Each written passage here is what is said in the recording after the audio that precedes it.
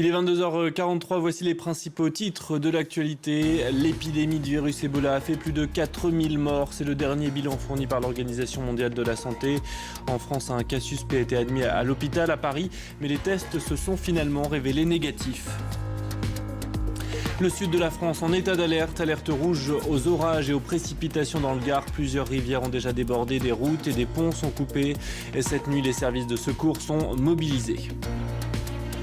Et puis le mystère Kim Jong-un, le dirigeant nord-coréen, reste invisible depuis plus d'un mois. Aucune image, aucune apparition publique, pas même aujourd'hui pour l'anniversaire du parti unique. Une absence qui alimente les rumeurs et les spéculations. Allez, restez avec nous. Paris Direct continue tout de suite. C'est le journal de l'Afrique avec Mélissa Bell.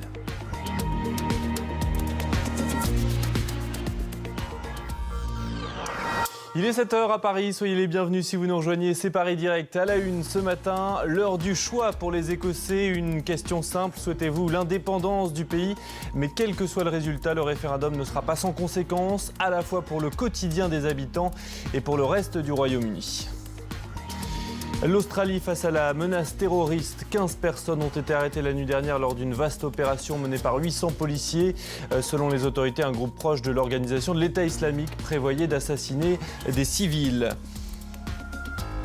La lutte justement contre l'organisation de l'État islamique et la stratégie de Barack Obama validée par les parlementaires américains. La Chambre des représentants a donné son feu vert pour armer la rébellion syrienne modérée. Il n'y aura pas de troupes américaines au sol en Irak, c'est ce qu'a rappelé hier le président américain.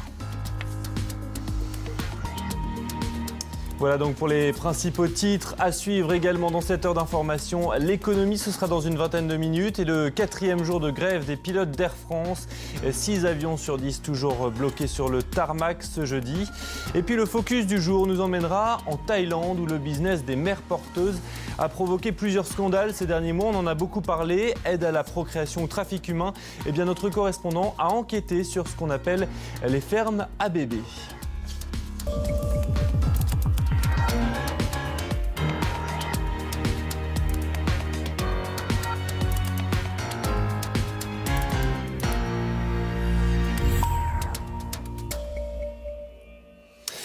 Les bureaux de vote ouvrent donc dans moins d'une heure en Écosse. Plus de 4 millions d'électeurs vont décider de leur avenir et par la même occasion de celui du Royaume-Uni. La participation à ce référendum d'indépendance s'annonce massive. Il faut dire que les partisans du oui ont bousculé leurs adversaires. On écoute le principal représentant de chaque camp au dernier jour de cette campagne.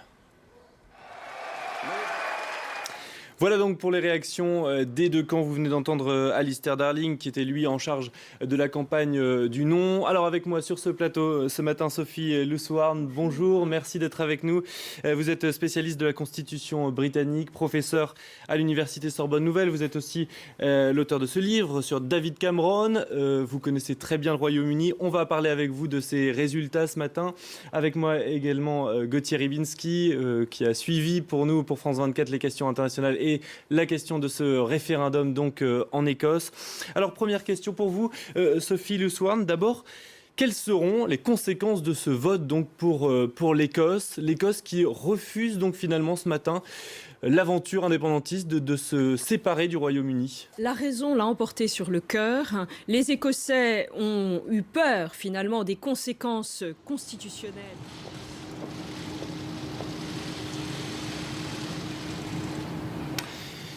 Voilà pour cette première réaction du Premier ministre britannique David Cameron qui s'exprimait devant le 10 Downing Street.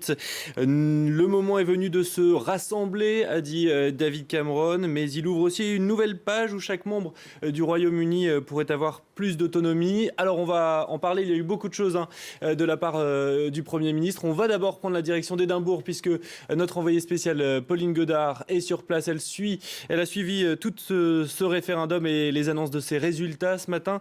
Alors Pauline, David Cameron parlait donc à l'instant d'une autonomie supplémentaire pour l'Écosse. C'est très attendu sur place, notamment par le camp du oui qui a perdu donc aujourd'hui. Oui, tout à fait. C'est très très important pour le camp du oui. D'ailleurs, Alex Salmond... On va parler cinéma dans un tout petit instant dans Paris Direct. Mais d'abord, le rappel des principaux titres. Les renforts tant attendus à Kobané en Syrie devraient arriver dans la journée. Un convoi d'armes et de combattants kurdes d'Irak est en route pour venir en aide à cette ville. Il transite par la Turquie pour aller affronter les djihadistes qui assiègent Kobané. Les Burkinabés beaucoup moins mobilisés après la grande manifestation d'hier. L'appel à la grève générale lancé par les syndicats est relativement peu suivi à Ouagadougou. Le pays est dans l'attente. L'Assemblée doit voter demain pour permettre au président Blaise Compaoré de briguer un nouveau mandat. Et puis la construction du barrage très contesté de Sivins bientôt suspendu. L'émotion, la polémique suscitée par la mort d'un jeune militant dimanche ont fait plier les pouvoirs publics. La ministre de l'écologie Ségolène Royal annonce une réunion la semaine prochaine avec les différents acteurs du dossier.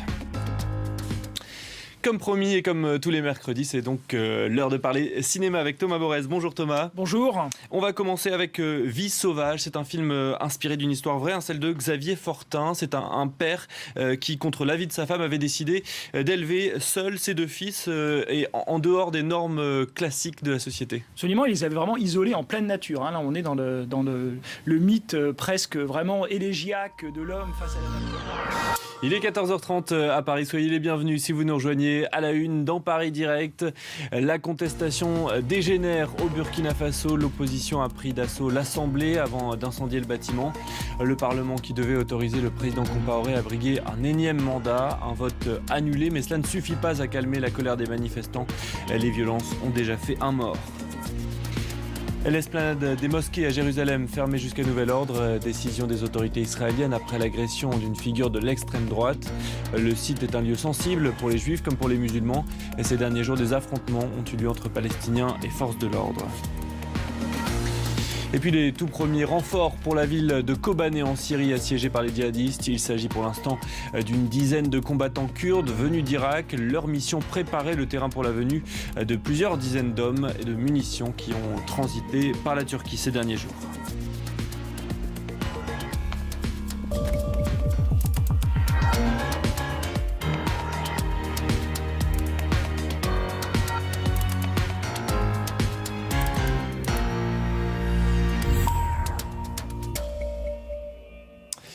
La capitale du Burkina Faso a donc basculé dans la violence ce matin. Les opposants à Blaise Compaoré ont pris d'assaut le Parlement où les élus devaient voter une révision de la Constitution, un projet qui aurait permis au président en place depuis 27 ans de se représenter.